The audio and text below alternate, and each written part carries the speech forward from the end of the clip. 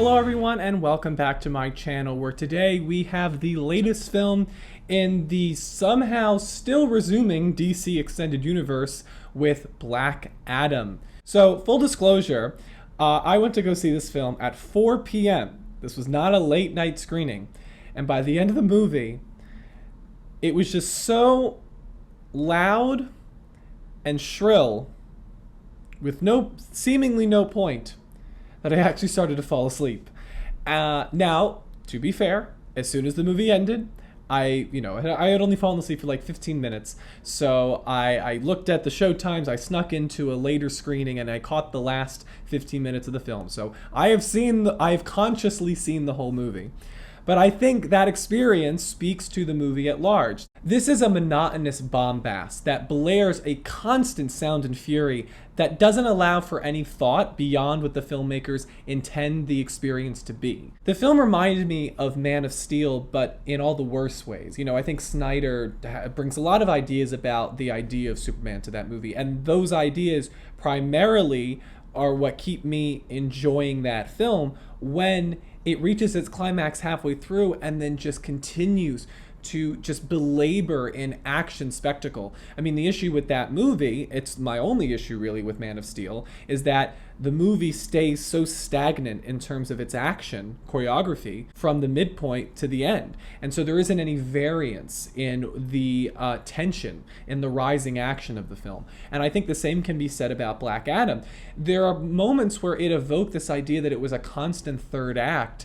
And while in theory that could be interesting, I think Avengers Infinity War played with that idea, I don't think this movie earns it because I never really felt connected to the characters. There's an aura of detachment to this movie. I just never felt that I was along the journey with these characters. It just felt that these characters were going on a journey and I was an involuntary passenger. Now, that's not to say that Black Adam doesn't have some intriguing ideas or a reason to exist beyond let's watch things go boom. I do think it flirts with exploring the distinction between hero and protector and how we commonly use those terms. I think taking a character like Black Adam and centering him in his own narrative, not making him the villain of another character, like Shazam for instance, by the end, I do think the film supports its choice to make a Black Adam solo movie, because this idea of a character who's somewhat destined, either within the world of the movie or by the audience, to play the hero, and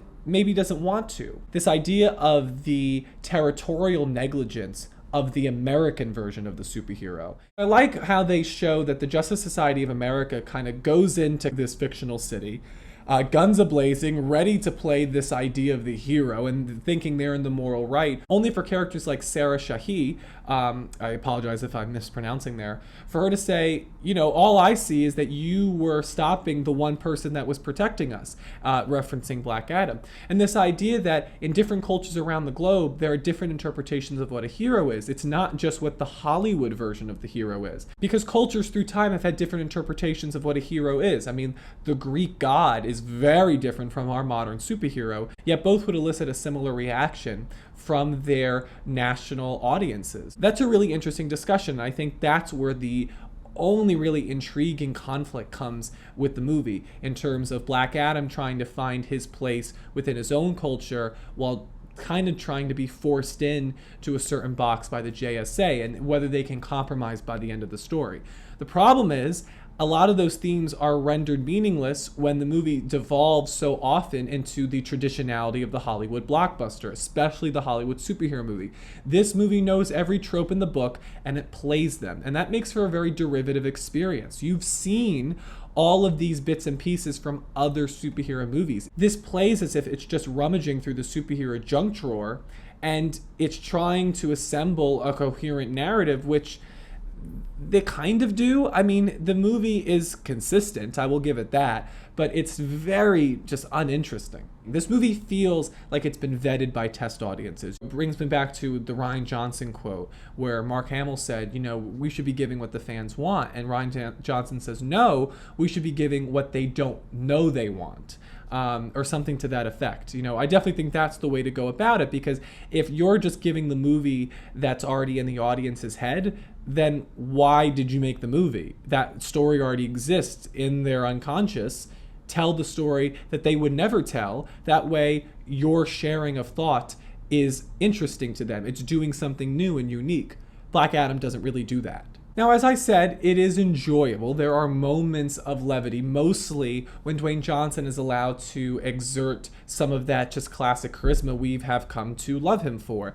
But they just don't often use it as much as I think they could have. The first line that he has is like 30 minutes into the movie, and they spend quite a long time waiting to reveal him. And it's an interesting choice given that this is his movie, and that it seems that at many points they're not using The Rock at the full levels that they could. This film also struggles in establishing the central conflict between Black Adam and the Justice Society of America. They feel interchangeable, like this could have been the Suicide Squad, this could have been the Justice League, and they're not really given any dimensions to play on, so they're really, again, they're disposable in many ways, and that doesn't help with establishing the main central conflict. In a better movie, there'd be real intrigue as to where your narrative allegiance was, because the Justice Society of America is your traditional heroes, yet Black Adam's central force makes you question their legitimacy.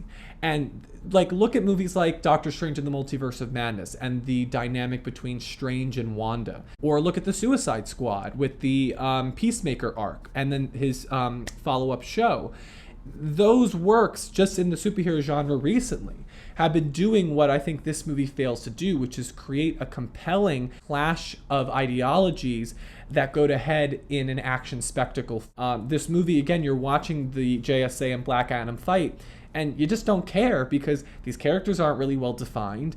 And instead of thinking, oh, whose side am I on? You're on nobody's side, because why would you be on somebody's side if you don't know what they stand for? All they stand for is to get punched and kicked around, and that's why this movie feels so disposable. I mean, the villain in this film is just there to serve the purpose of an action sequence. The plot is always the primary mover in this movie. It's not character-based. It's not a deeper theme. The characterization is just completely not completed, especially with Cyclone and Atom Smasher. Everything they said to each other and every line they had felt like temp audio, like temporary lines that we're going to fill in later when we get back around to it. But that's just the movie. And so they felt very stilted and detached from the rest of the movie. As mentioned before, I think Sarah Shahi does a nice job representing a humanity to this tale of gods that I really respected, as did her son, as played by Bodhi Sabangu. Again, apologies for any mispronunciation. Though I do think that he needed a little bit more direction. There was something off about this character. I noticed him apart from the rest of the movie too often, especially for a character and a child that was growing up in a war zone. He seemed a little bit too much like he popped out of some Disney Channel movie. But I did like him wanting to get Black Adam to embrace his superheroics, which goes into, again, another interesting idea that the movie briefly touches on. But when all is said and done, you kind of think that it's probably coincidental, any meaning that you're deriving from these scenes. So I can't really hand it to the movie. It's not like they make the movie about this. This is just something that happened to pass by throughout my time watching it as I grasped to hold on to anything meaningful.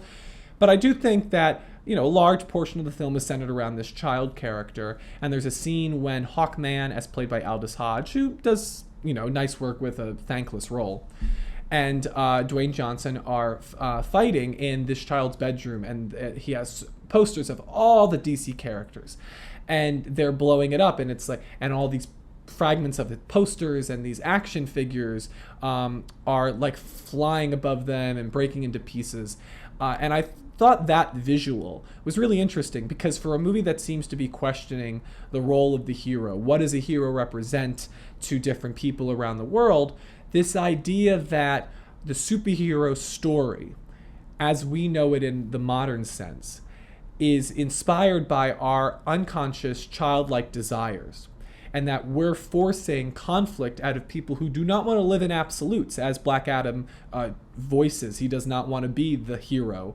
But the fact that we are forcing them in a confined space to continue to fight and brawl at the whims of our base childhood desires. We see this also in the origin of the Black Adam character in the film. It's tied to children. So there seems to be an awareness of how children or our child ego influences many of our interpretations of the Protector, and definitely influence our desire to see superhero stories. There are some visually appealing moments. I loved the Cyclone VFX, where she was like green and a little dash of purple, and she was like turning into a tornado, and they would slow down. There was a lot of speed ramping in this movie, but I think anytime they did it with Cyclone, I mean, just the VFX on her were incredible. And Quintessa Swindell just looks so effervescent and enigmatic, but also having a fun to her. I really loved the vibe that character represented, and it made up for the fact that she wasn't really characterized, and the lines they were giving her were kind of mediocre. She had a presence to her that I really appreciated. Pierce Brosnan is fun. You know, he comes in, he does what the movie asks him to do. You know, it's fun to have him around. It's James Bond, or for some of you, Sam from Mamma Mia, which is how I know him.